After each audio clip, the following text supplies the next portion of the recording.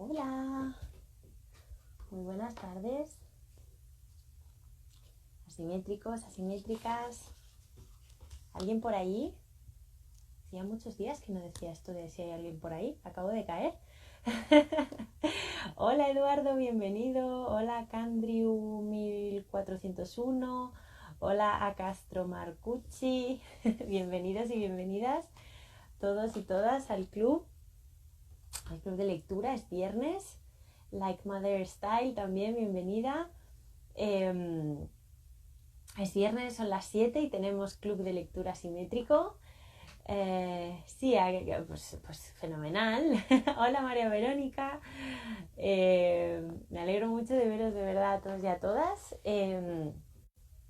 Bueno, no sé ahora mismo desde dónde nos estáis escuchando todos y todas los que estáis ahí, porque sé que nos seguís desde muchos lugares del mundo. Aquí en Madrid tenemos una calorina, hace un calor terrible, terrorífico. Pero bueno, nada, hay que disfrutarlo ahora que ya hemos tenido fresquito. Hola Pablo, bienvenido, ya te veo. Dame unos minutillos que se vayan uniendo los asimétricos y las asimétricas y enseguida te doy paso. Bueno, cuánta gente. ARC BBB, V2ARC, conjuntos empáticos, bienvenidos todos y todas, qué bien veros.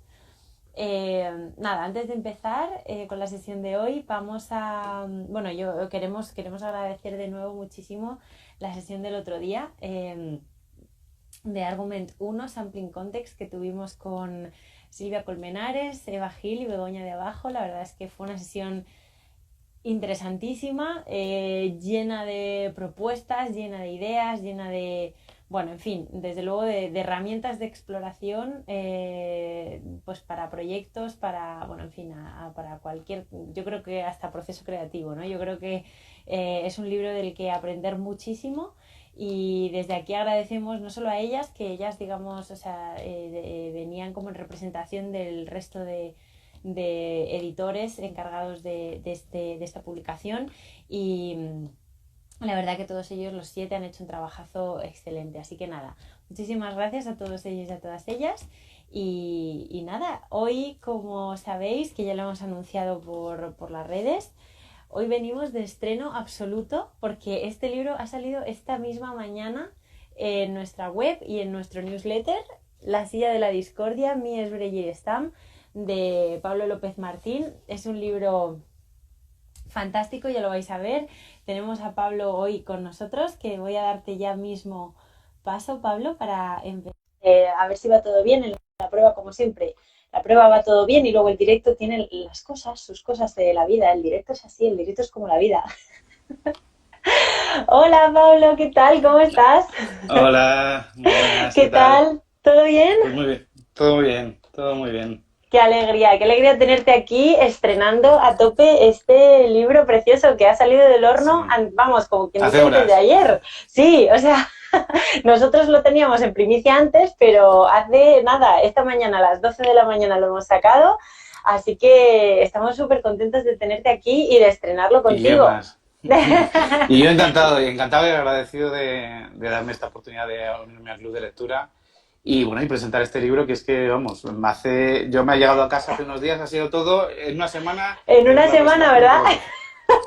todo. En una semana ha sido Después como de, corre, después de 2 años de trabajo con el libro, pero luego al tela, final todo de se repente precipita. todo se acelera como si no hubiera, corre, que ya está aquí, que ya está. No, es fantástico, la verdad que ha sido un proceso largo, pero bueno, yo creo que ha sido un proceso también bonito, ¿no? En el Ya, que todos hemos seguro. aprendido mucho de todo, pues hasta de maquetación, hasta de cosas que tenían que ser de una manera y luego, o sea, yo creo que ha sido un proceso precioso. Tú ya, además, ahora lo vamos a contar, pero este libro viene desde tu tesis trabajando, con lo cual este proyecto te acompaña desde hace mucho tiempo y nos alegra muchísimo que estés con nosotros en esta familia simétrica con el libro, que estés tú y bueno, y que vengas a disfrutar hoy al club porque, bueno, es un espacio que nos encanta compartir con vosotros porque sois los protagonistas. Nosotros, a mí ya me tienen muy vista, yo lo digo todos los días, pero es que es así, me tienen súper vista. Yo si pudiera no estar, no estaría y te dejaría a ti la cámara cámara entera, pero bueno, Instagram es así. Está bien, así estoy acompañado, que es mejor. Desde luego, desde luego. Oye, Pablo, pues si te parece, como te comentaba antes en la prueba, te voy a presentar un poquito. Estupendo. Y luego ya tenemos cancha libre para que tú nos cuentes, nos hables de este proyecto tan bonito y le damos, ¿te parece? Estupendo, perfecto. Fenomenal. Bueno, pues Pablo López Martín es doctor arquitecto por la UPM en 2016. De hecho, como decíamos, su tesis, digamos, es la que inspira este libro, en la que se basa este maravilloso libro que ahora nos va a contar. Desde 2016 también es profesor asociado en la Universidad Antonio de Nebrija.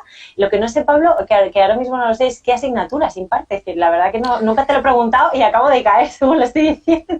Pues mira, ahora mismo estoy dando una asignatura que no tiene nada que ver con el tema de mi libro, que es diseño interior sostenible, que más de estrategias bioclimáticas.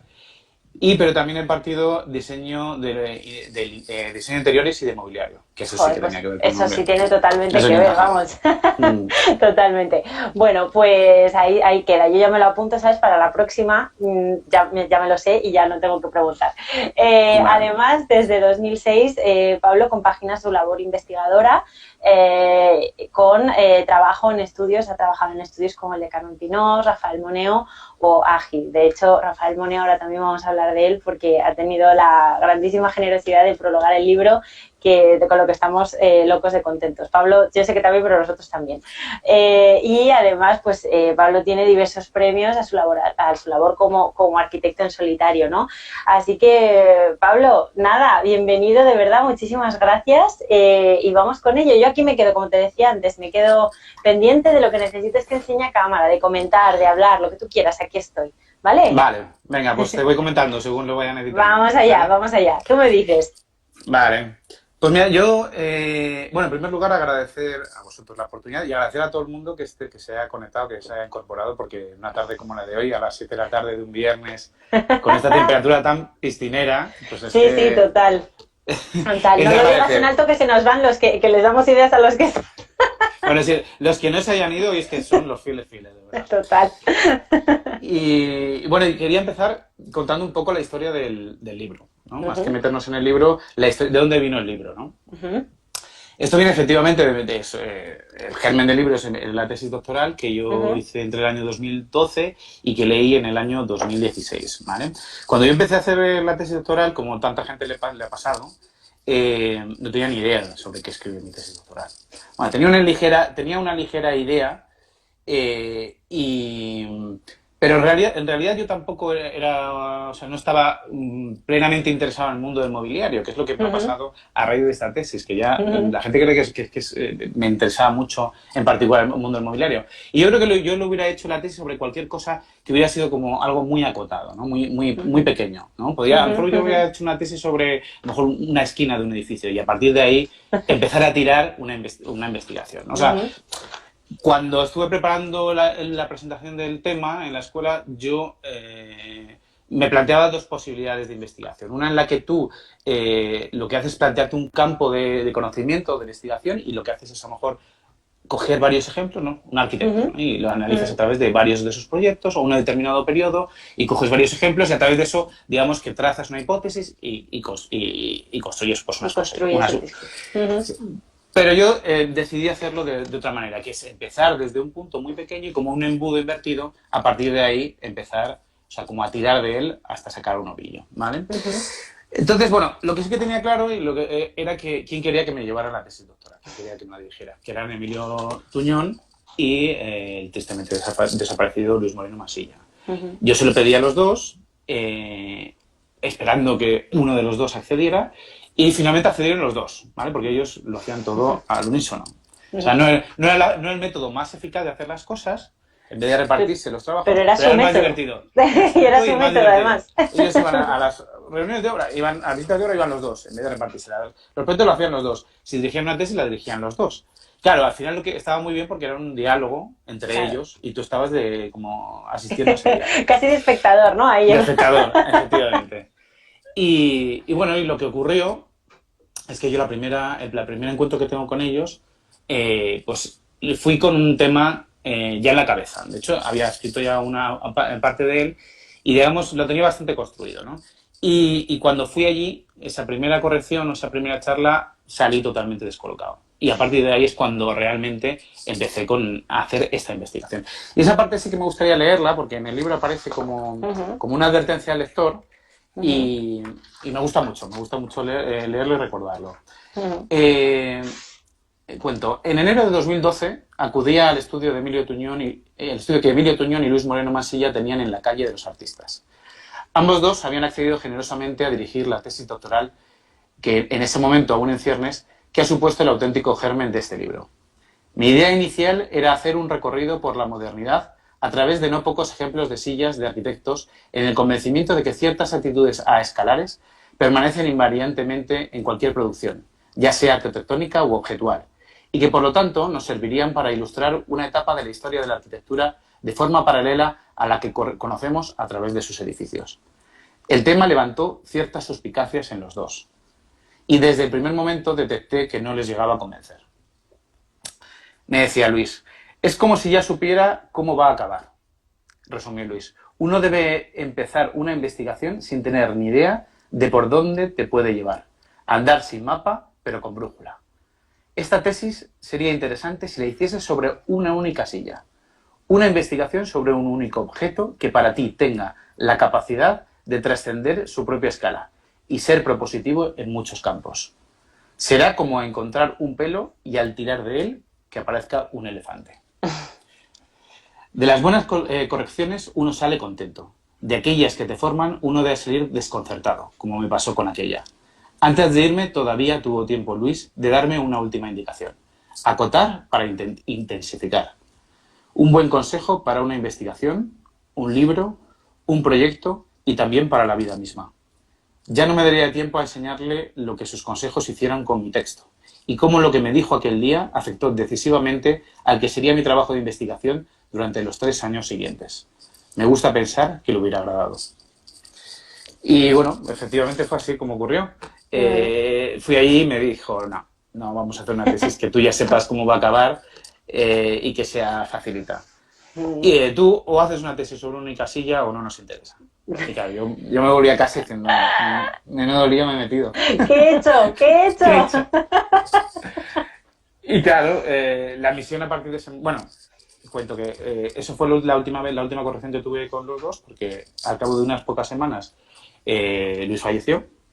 Y eso fue el primer parón que tuve en mi tesis, ¿no? Porque, bueno, un tiempo que paramos y al cabo de un tiempo lo retomamos, ¿no? Y en ese tiempo me dio tiempo a madurar la corrección de Luis, ¿no?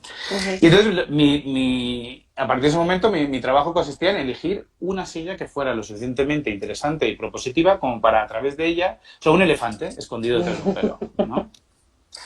Y bueno, y finalmente di con una. Di con una de una forma un poco tangencial, porque no estaba investigando el mundo del mobiliario, sino que me puse a investigar a Mies, ¿no? Y a través del archivo que está digitalizado, el archivo del MoMA, Mies tiene todo su archivo personal, todos sus planos y dibujos, pero que los tiene repartidos parte en Chicago y gran parte creo que en el MoMA, ¿no? Y en el MoMA está digitalizado y se puede consultar, ¿no? Y entonces yo empecé a ver todos sus dibujos y me di cuenta que, bueno, la cantidad de dibujos que tenía de sillas. En un archivo que no era muy digamos que era bastante breve, o sea, en comparación, el archivo era más o menos 1000 y pico dibujos. Y si lo comparamos con el de, por ejemplo, Frank Lloyd Wright, que eran 12.000 dibujos, era un archivo bastante breve, ¿no? Pequeño. Lo cual también aún así... tiene mucho que ver con él, ¿no? Tiene mucho que ver con él, como muy acotado, muy directo, ¿no? Sí. Y muy conciso, ¿no? Y aún así, de esos 1000 y pico, 200 y pico eran garabatos de sillas, ¿no? Que se repetían incansablemente. Ahí, tengo por ahí un esquema, vamos, unas páginas que dedico a poner todos los dibujos de sillas que existen en... A ver si se ve bien. Pues cada uno de esos píxeles, cada uno de esos es un garabato, en total 200 y pico. Y claro, a mí me fascinó aquello. Digo, bueno, esto es una cosa como algo freudiano, algo obsesivo, ¿no? Sí. Entonces dije, aquí hay una historia. ¿Por qué Mies dibujado de una forma tan obsesiva bocetos de silla? Además que parecía ser todas las mismas sillas e incluso el MoMA todavía no las tenía catalogadas, ¿vale? O sea, en la catalogación ponía las fechas aproximadas, pero no se sabía para qué eran esas sillas, porque muchas veces eran cosas que nunca se habían construido, nunca se había... Entonces, investigando sobre eso, encontré las patentes de que Mies había registrado por toda Europa. En concreto, una patente que había registrado en España en el año 1929. Yo creo que aprovechando cuando estuvo en Barcelona con el tema del pabellón, pues se decidió hacer a registrar una patente sobre modelos de sillas.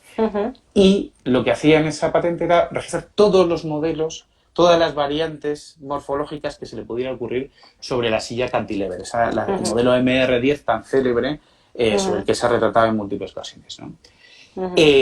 Y claro, yo pensé, dije, ¿por qué tiene tanto afán en registrar y en patentar este modelo en todas sus variantes que se le pudieran ocurrir, ¿no? Y entonces, bueno, ahí, a partir de ahí empecé a investigar.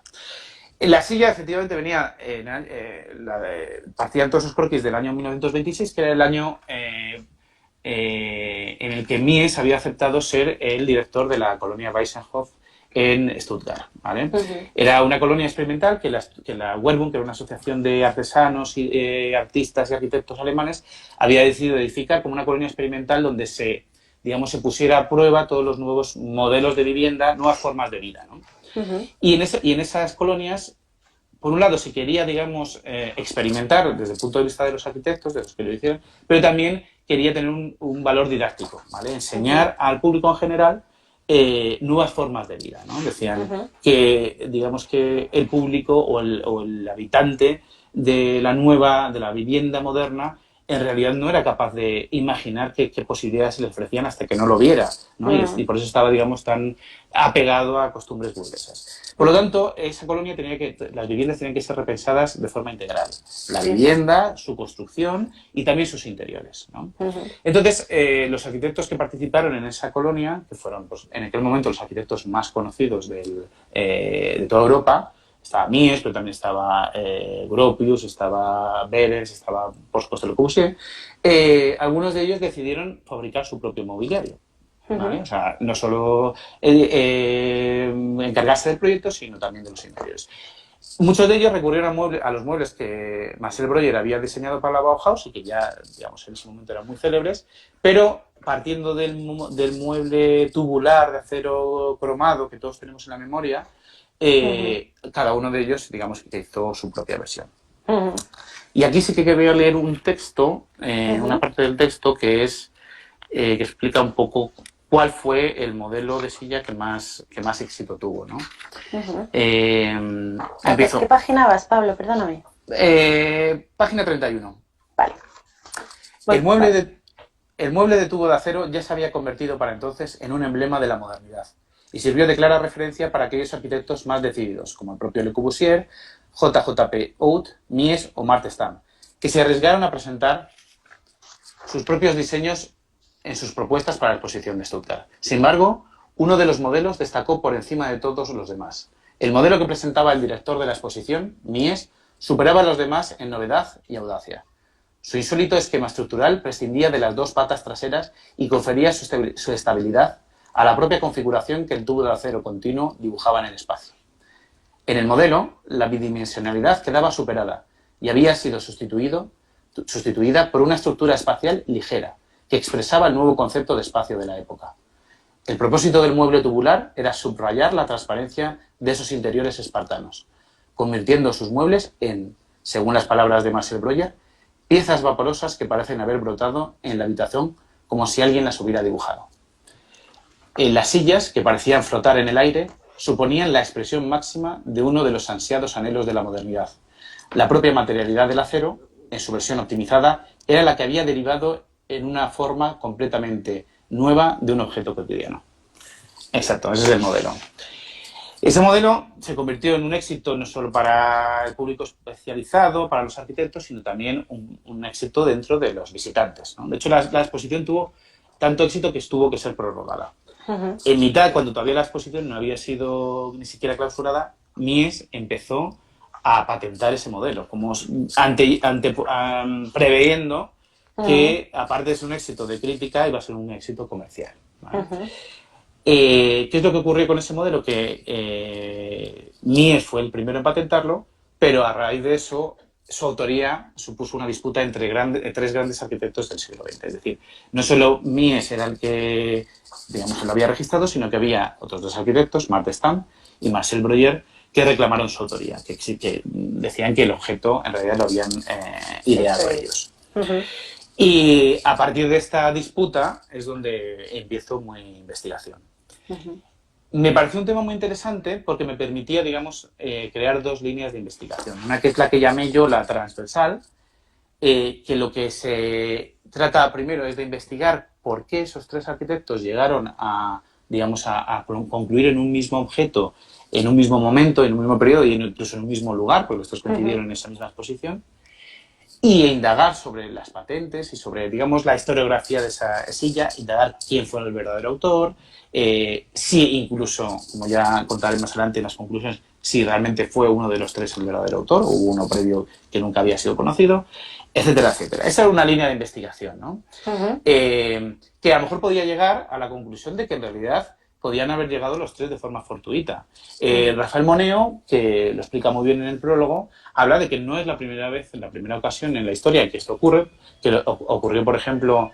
un momentito. Sí. No pasa nada, no te preocupes.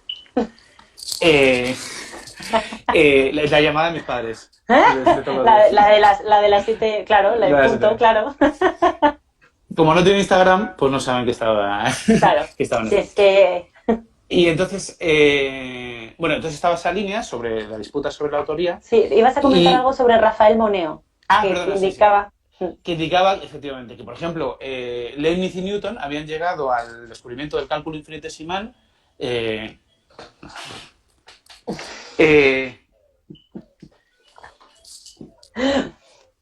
Responde, Pablo, si quieres, y di que... Pablo, responde sin problema. Ya. No pasa nada. Bueno, yo creo que ya lo lógico. Y entonces, bueno, decían que habían llegado a esa coincidencia, pero de una forma completamente fortuita. No fortuita, sino porque son hijos de una época, coinciden temporalmente, digamos que de alguna manera la historia era conducida a concluir en un mismo punto porque era el momento en que eso tenía que llegar, ¿no? Tenía que descubrirse. Y esa podía ser una conclusión de esta investigación. Entonces, bueno, yo tiré por ahí, pero también había otra investigación que era, más allá de quién fuera el autor de la silla o el que creara el primer boceto, me parecía interesante cómo cada uno de ellos lo había incorporado a su propia forma de hacer, ¿no? Y cómo de alguna manera, en la forma en la que cada uno lo incorporara a su, digamos, a su lenguaje o a su investigación proyectual, tenía mucho que ver, era una cosa a escalar, es decir, tenía mucho que ver con su arquitectura, ¿no? La forma en la que cada uno se la apropiaba, hablaba mucho de cuáles eran sus intereses, ¿vale? Y de hecho cada uno de ellos, y es lo que analizaba, lo que llamo el análisis longitudinal, creo que veían diferentes intereses o diferentes cosas que les apetecía apropiarse del modelo. O sea, lo veían desde tres puntos de vista diferentes, ¿no? Y eso me parecía también muy interesante. Incluso también podía ser una reflexión sobre el propio acto de apropiarte de cosas o evolucionar a partir de objetos, arquitecturas, proyectos ajenos que tú incorporas y le das como un nuevo significado, un nuevo contexto e incluso una nueva vida, ¿vale? Eso me parecía que podía dar mucho juego, ¿vale? De esa manera, bueno, resumiendo un poco la investigación en ese sentido, la longitudinal, yo veía que en el caso de Mies había sido muy importante como herramienta proyectual. Es decir, el propio hecho del dibujo, el propio hecho del boceto, había trastocado su forma de proyectar. Y me explico. Hasta ese año 26 en el que Mies empieza a dibujar diferentes modelos de sillas cantilever, sillas voladas, para intentar cubrir todo el espectro de diferentes versiones que se pudieran hacer y registrarlos con una patente. Voy a ir enseñando alguna que cae por aquí, ¿vale? Para que se pueda ver... Exactamente, sí. Bueno, era tan obsesivo que él dibujaba bocetos, garabatos de sillas por todas partes. Eso, de hecho, es la portada de un libro de Alois Riel, del filósofo, que le estaría leyendo en ese momento y entonces, pues, dibujaba algo, ¿no? Como quien dibuja mientras está teniendo una conversación telefónica, ¿vale?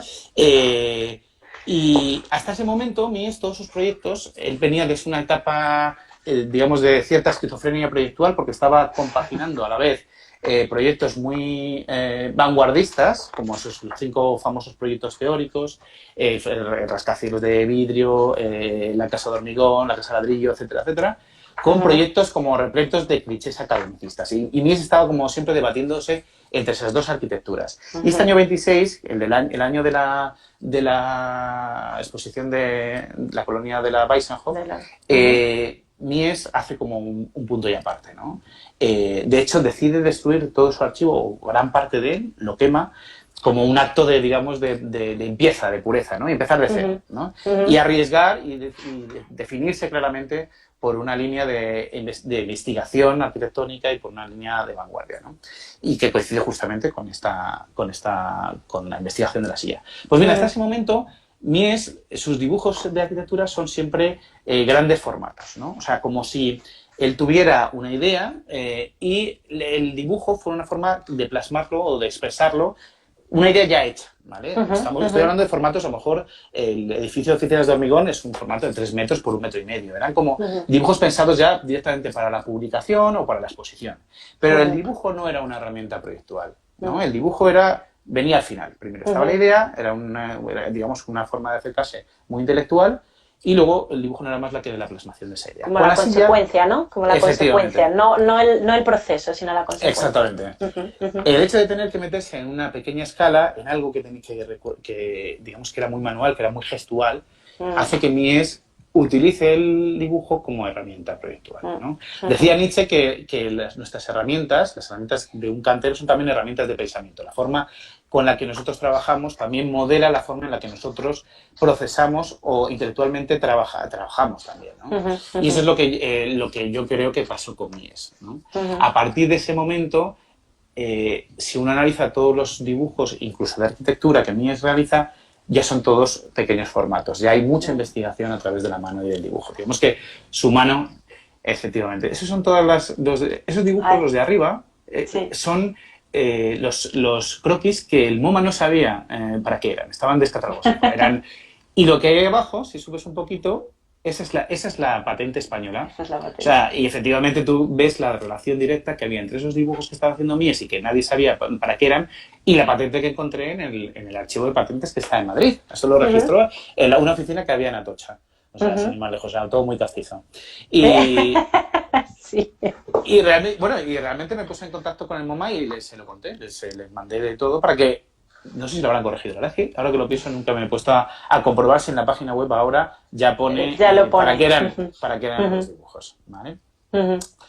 En el caso de Marcel Breuer, él se incorpora a esta reclamación por la autoría de una forma más tangencial, que lo hará Stam, que luego lo explicaré. Marcel Breuer, él lo que sí que está reconocido es que él era el creador de los muebles tubulares, ¿no? Él, años antes, en la Bauhaus, había entrado como estudiante y luego se convirtió en uno de los jóvenes maestros, ¿no? Y en los talleres de la Bauhaus fue cuando empezó a experimentar con los tubos de acero. Dicen que tomó tubos de acero de las bicicletas Adler y con esas fue con las que empezó a plegar y a hacer mobiliario. Y él lo que reclama es que uno de esos muebles es un taburete, el taburete que llama en forma de U, que si ese taburete lo giras 90 grados se convierte en la silla cantilever. O sea, el objeto estaba, pero la forma de verlo girado 90 grados, eso era el paso que le había faltado a Breuer. De hecho, Breuer estaba muy interesado en esa investigación sobre crear una silla que expresara al máximo la ligereza. De hecho, él hizo una exposición de su trabajo en la Bauhaus. Y esto de la silla... Sí, es que lo estoy buscando y no doy con ello. No te quería interrumpir, pero lo estaba buscando. En la página 236. En la página 236 aparece... Sí. Que lo estaba buscando como loca y no lo encontraba. Ya, te he visto. Eso es.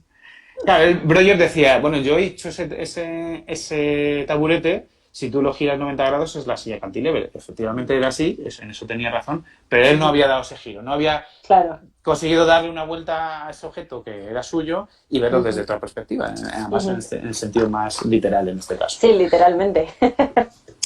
Y entonces, él de alguna manera pues estuvo durante 70 años reclamando esa autoría, o sea, que es de todos el que, digamos, fue más pesado, o sea, incluso en entrevistas cuando él ya, esto ocurrió cuando él era muy joven, él tenía 20 y pocos años, incluso en entrevistas en las que Breuer tenía 70 años y ya tenía toda una carrera consolidada con grandes encargos institucionales por todo el mundo, él seguía reclamando la autoría de Lacan. Claro. Pero más allá de la autoría, yo lo que considero que es muy interesante es que realmente Breuer lo incorporó de forma muy directa a su arquitectura.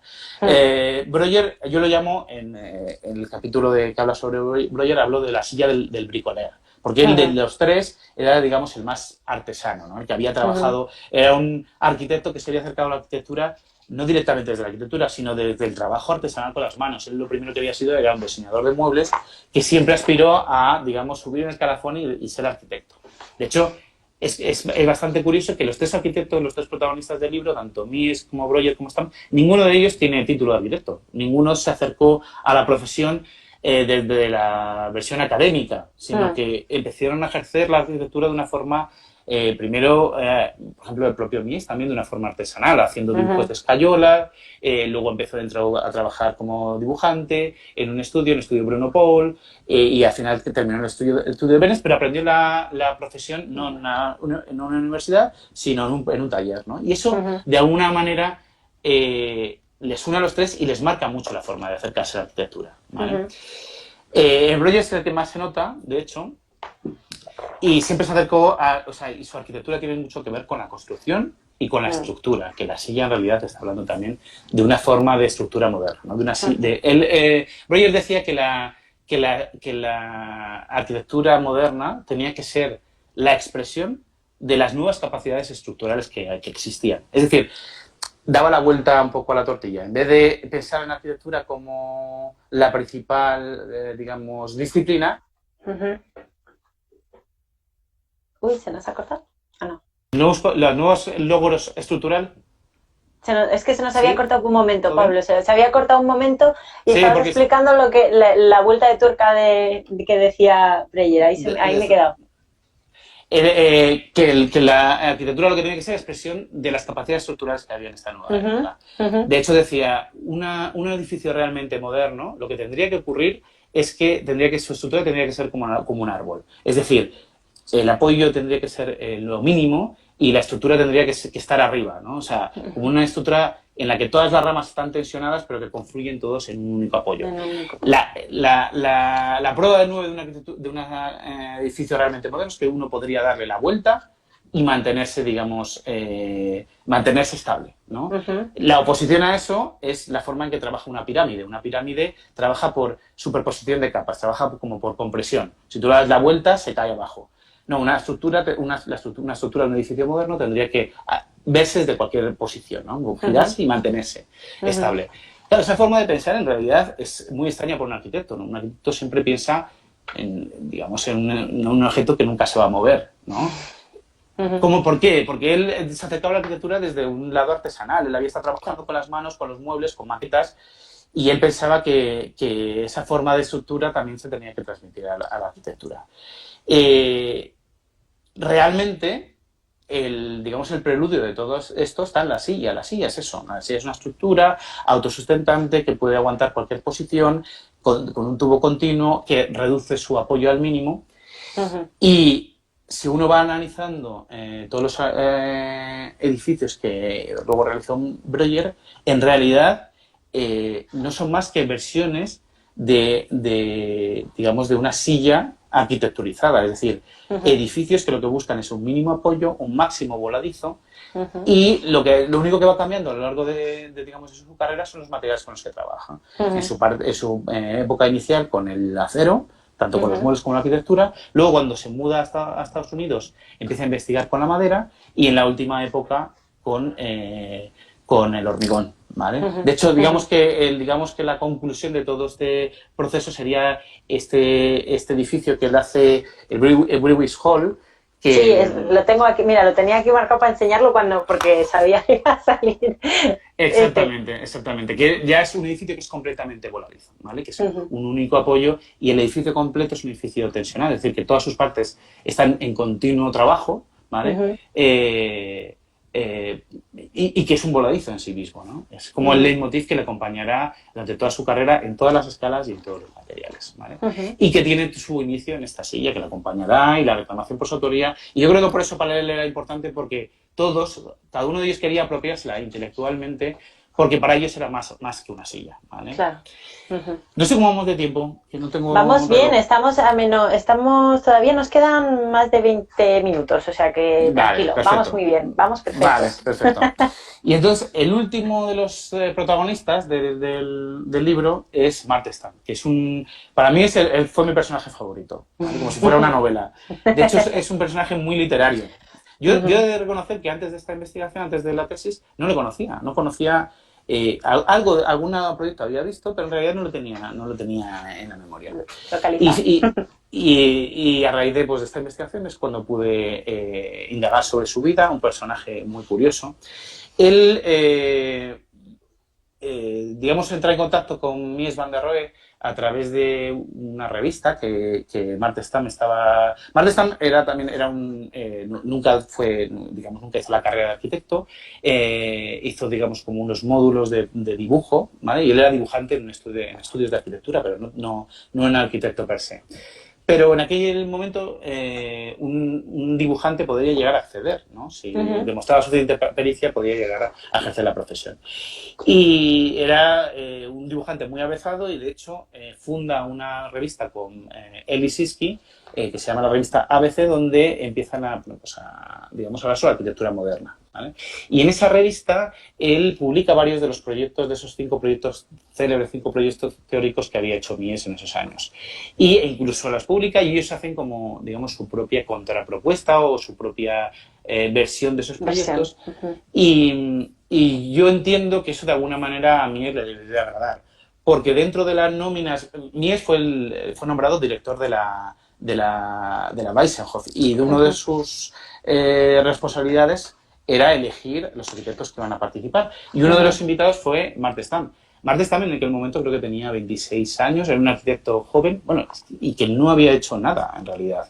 La única obra que tenía en su haber en ese momento, a título personal, que había estado trabajando en otros estudios, pero bueno, él no era el que firmaba las obras, era un pequeño escultura que había en su pueblo natal, en Holanda, dedicado a un doctor, es decir, apenas nada. Y sin embargo estaba, digamos, en el mismo club que Le Corbusier, Gropius o Peter Behrens, lo cual extraña un poco, ¿no? O sea, pero bueno, algo debió de ver Mies en esas publicaciones y en Marta Stam para invitarle a formar parte de la colonia.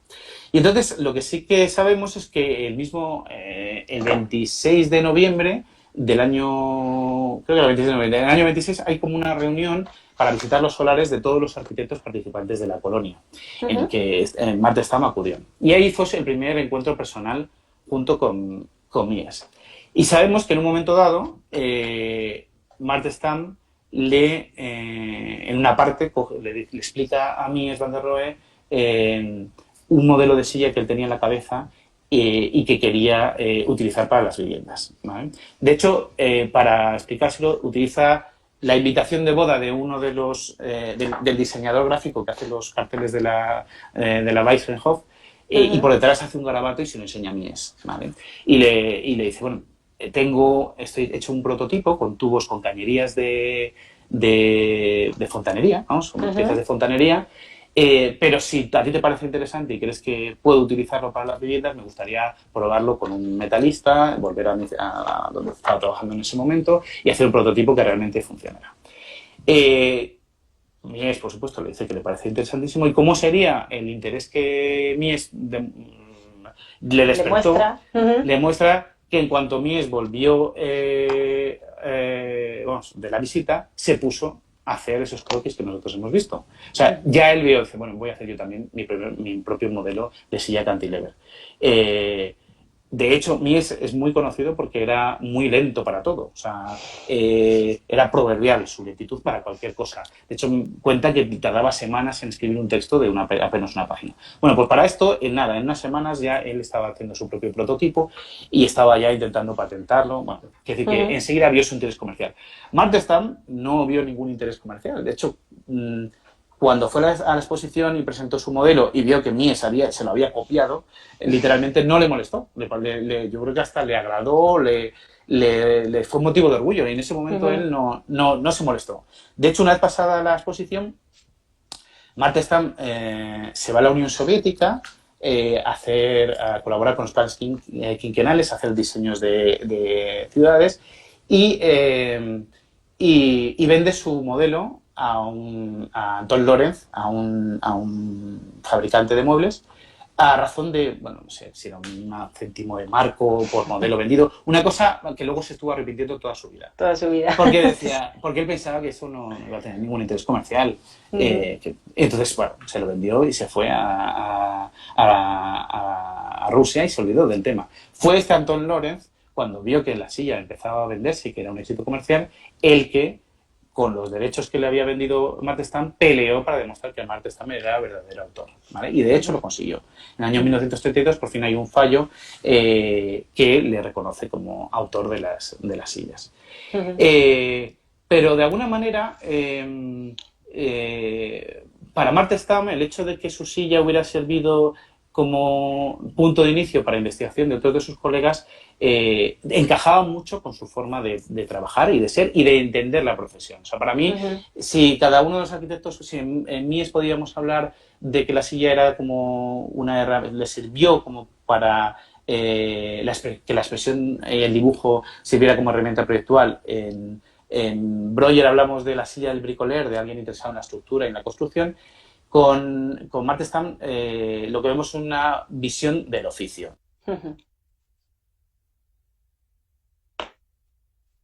De hecho, tengo unas páginas que me gustaría leer sobre eso.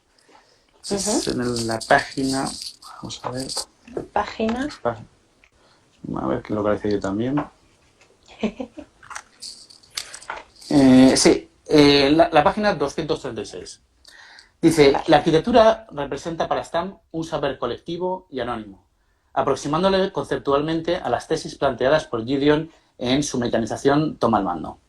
Una tarea desprovista de toda evocación subjetiva y ególatra, como la que ha pulido y perfeccionado bajo sucesivas aportaciones desinteresadas las herramientas y utensilios de uso cotidiano.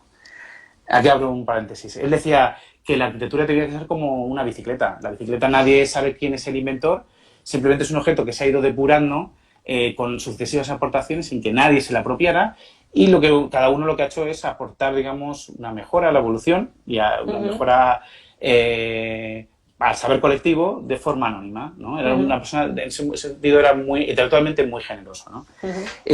La renuncia al diseño en favor del concepto de evolución colectiva conlleva necesariamente la muerte del diseñador.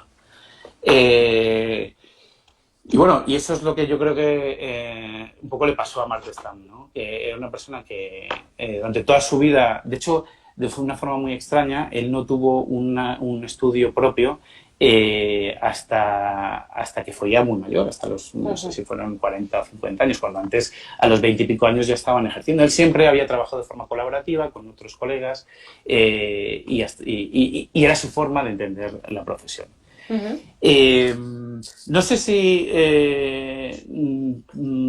parar un poco aquí porque yo creo que nos podría dar para otra sesión, porque sí, aquí da para dar y tomar, desde luego. Sí. Y un poco, bueno, simplemente dar una última pincelada sobre una de las conclusiones sobre esta segunda línea y sobre la reflexión sobre el acto creativo que hay detrás de la apropiación de objetos o de arquitecturas de otros, que encontré en un escritor, en Enrique Vila-Matas, que de alguna manera ha hecho de su carrera literaria algo muy parecido, ¿vale? Y que, digamos, cierra un poco el círculo y que viene muy a colación de lo que acabamos de hablar de Marta Stam. Entonces, en las conclusiones, mira, en la página 249 cuenta Enrique Vila-Matas, y yo cojo sus palabras. El 1 de agosto de 2008, el escritor Enrique Vila-Matas pronuncia una locución en la Cátedra de Anagrama de la Universidad de Monterrey. El discurso, que versa sobre la forma en la que el narrador ha encontrado su propia voz, asumiendo de forma original las ajenas, refiere esta anécdota ilustrativa sobre un famoso fragmento del escritor irlandés Lawrence Stern. En ella, el autor acomete una sarcástica embestida contra los autores poco originales y plagiarios, y nos habla de un propósito de enmienda por parte del propio Stern, juramentándose para no volver a copiar nunca más. Arrepentido, nos relata cómo va a cerrar la puerta de su estudio para poder alejarme de aquellos autores a los que en mi biblioteca suelo plagiar. Lo singular es que este preciso fragmento, este proclamado propósito de enmienda contra el plagio, está a su vez copiado íntegramente, palabra por palabra, de Anatomía de la melancolía de Robert Burton, concretamente del prefacio titulado Democritus Jr. to the Reader. El comienzo del siglo XX produjo un cambio de paradigma con la introducción de las técnicas de reproductibilidad en las artes. El contenido artístico de una obra se desplazaba del objeto, vinculado a su manufactura única e irrepetible, al concepto, una idea capaz de ser reproducida y extendida masivamente, cuyo valor no reside en su contingencia material. Otro desplazamiento se está gestando de forma paulatina pero imparable. El valor de lo original será puesto en entredicho. El contenido cederá inexorablemente su posición de valor artístico al contexto. ¿Alguien podría dudar que las palabras de Stern son tanto más valiosas que las de Burton, a pesar de que el primero las haya tomado prestadas una por una? Es precisamente en el perverso contexto en que las coloca donde su lectura y su valor se multiplican. La silla volada, como tantos objetos, ideas y proyectos de la historia, era un modelo ya existente, como ha quedado documentado antes de que se cruzara en las biografías de nuestros tres autores. El valor del objeto y su estudio residen precisamente en la creencia de que existe un acto verdaderamente creativo en la forma en que las ideas son apropiadas, a la manera de un objet trouvé, para reactivarlas con un significado y una vida nuevas. Es que además esto justo que estás leyendo ahora y todo, y esta idea que está en todo el libro constantemente, o sea que lo recoges aquí al final, pero es verdad que es una idea que tú la has trasladado muy bien a toda la historia. Es una cosa precisamente que hablábamos justo en la sesión de antes de ayer, con el tema de sampling context y de coger referencias, ¿no? Que en un momento decía, ahora mismo no recuerdo exactamente qué autor era una referencia, porque también hicieron un sampleado y tal, decía, no es lo que coges desde el principio, digamos, no es lo que tienes al principio, sino hacia dónde lo llevas, ¿no? Entonces, no es, claro, yo creo que esta historia que tú nos propones, estas tres historias que en realidad son una, quizá se entienda también desde ese camino, ¿no? O sea, cada uno pues en su impronta, en su manera de hacer, se la imprimió y bueno, ahí está aquí. En la manera de hacerlo tuyo es donde está, digamos, destilado tu aportación más personal, ¿no? Exacto, eso es. Ahí es a donde yo creo que esta historia nos lleva y que es una historia interesantísima y de lucha, un poco de autoría, pero a la vez también de ofrecer un poco algo nuevo y distinto y mejor, ¿no? Que era un poco el espíritu de esa exposición y de ese proyecto, ¿no? Al principio. A mí me parece una historia preciosa y me parece que además nos has dado ahí unas pinceladas maravillosas y aquí tiene que haber otra sesión porque, vamos, aquí yo me he quedado con ganas de que los lectores y las lectoras tengan más. Sí, a lo mejor ha sido una edición muy panorámica, quería un poco que se entendiera todo el libro, no me he metido muy en detalle en todos los vericuetos. Pero creo que así, digamos, damos una imagen más global de todo lo que era la investigación y hacia dónde que no es un tema exclusivamente de mobiliario, sino que tiene más que ver casi con el proceso creativo, ¿no? Eso iba a decir, con una forma, una manera de hacer las cosas, o sea que aquí se toma forma en la silla, ¿no? Porque además el título del libro, La silla de la discordia, totalmente, o sea, pero cada uno de ellos tenía su manera de hacer, ¿no? Y esto que cuentas de nuestro último protagonista de Stam, ¿no? Esa generosidad de repente de decir, oye, no, si esto está fenomenal, o sea, que cada uno aporte que vaya más, ¿no? Y que esto... Luego se arrepintió, luego cuando vio la cantidad de dinero, porque así unas sillas más vendidas a lo largo de la historia, ella cuando era muy mayor decía, qué tonto fui. Pues sí, pero oye, estas cosas nunca se sabe, a veces pues en la vida te te toca inventar algo y no forrarte con ello, ¿sabes? Ya. Bueno, Pero por lo menos le hemos rescatado y le hemos dado sus 15 minutos de gloria, ¿no? Totalmente. Y el próximo día le daremos más minutos porque vamos a volver. Sí, porque es un con personaje interesantísimo. Su biografía da incluso para, si tuviera que volver a hacer otra tesis doctoral, la haría sobre Marta Stam, porque es un personaje, ya te digo, casi literario, que da para una novela. Oye, pues mira, ahí tienes otra idea. Hombre, no te digo que hagas una tesis porque ya la has pasado, yo creo que ese trance ya hay que dejarla atrás. Pero oye... Con una hemos tenido suficiente. Sí, ¿no? Como el PFC que hemos contado antes, ¿verdad? Sí. Suficiente con una vez y ya.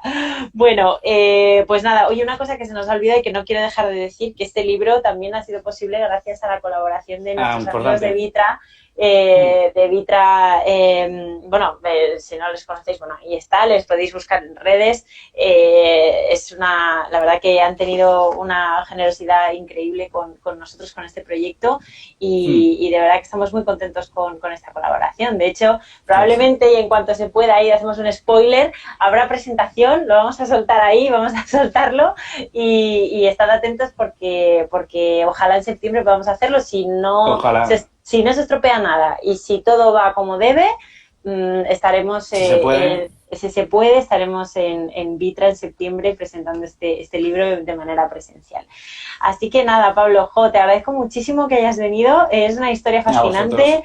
Yo creo que a todos y a todos los que están ahí detrás les ha gustado muchísimo, por eso también venga a mandar corazoncitos, o sea que les ha encantado. Este libro, como os decíamos, ha salido esta misma mañana, ¿vale? O sea, es desde esta mañana, pero está ya disponible en la web y en las librerías los podéis solicitar donde queráis, porque os lo podemos servir, mandar cuando queráis, ¿vale? Así que si estáis interesados, si os gusta el tema, si os apetece, ya sabéis ahí dónde estamos. Y nada, Pablo, organizamos la siguiente ya para el mes que viene, si te parece, y volvemos a esta historia tan bonita que además... que nos apetecía mucho tenerte también a ti en esta familia simétrica. Así que nada, muchísimas gracias, de verdad. Un placer, muchísimas gracias por darme esta oportunidad. Ojalá que podamos hacer ese encuentro, esa presentación en septiembre, porque será síntoma de que son buenas noticias y que las cosas van bien. Y que podamos hacerlo y verlo y vernos todos y disfrutar y tener un rato. Ojalá, nos apetece muchísimo, ya lo sabes, y nosotros vamos a poner desde luego todo de nuestra parte para poder disfrutarlo en persona. Así que nada, Pablo, te mando un abrazo enorme a todos y a todas los que estáis ahí detrás, que nos habéis visto. Muchísimas gracias, que estáis ahí incansables a pesar del calor, a pesar de la piscina que os está tentando ahí al lado. Pero bueno, muchísimas gracias por vernos y escucharnos. Muchas gracias, Y nada, un beso para todos. Nos vemos el lunes. Bueno, por cierto, una cosa. Probablemente anunciaremos ciertos cambios en el club de lectura, ¿vale? Porque cada vez es más complicado. El verano está encima. Hay muchas cosas que hacer fuera y yo lo entiendo perfectamente. Y habrá algunos cambios. Los iremos anunciando, no os preocupéis. Pero de verdad, muchísimas gracias a todos y a todos los que estáis ahí siempre al pie del cañón con nosotros, ¿vale? Bueno, Pablo, muchísimas gracias. Nos vemos prontísimo, ¿vale? Chao. Chao.